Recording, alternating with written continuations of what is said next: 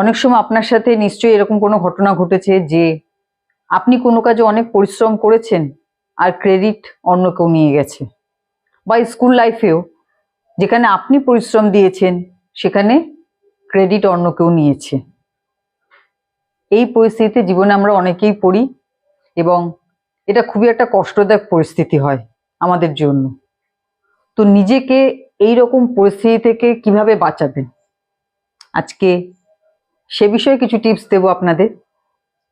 প্রথমত, অন্যকে অবজার্ভ করুন।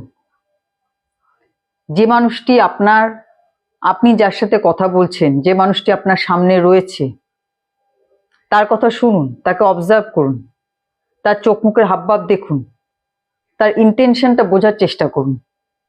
দ্বিতীয়ত,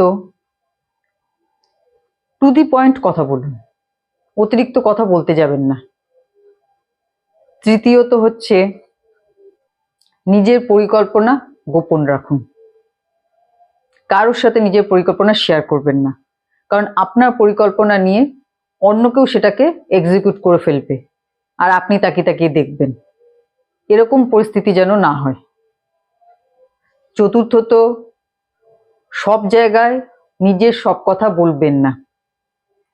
নিজের ব্যক্তিত্বের মধ্যে একটা আড়াল রাখুন, একটা রহস্য রাখুন। পঞ্চমত, কোথাও কোনো সমালোচনা কোনোদিনও অংশ নেবেন না। ভালো হোক খারাপ হোক, কারো সম্বন্ধে কোনো সমালোচনা করবেন না। বললে ভালো কথা বলুন, যাতে পরিস্থিতি কখনোই আপনার এগেনস্টে না যায়।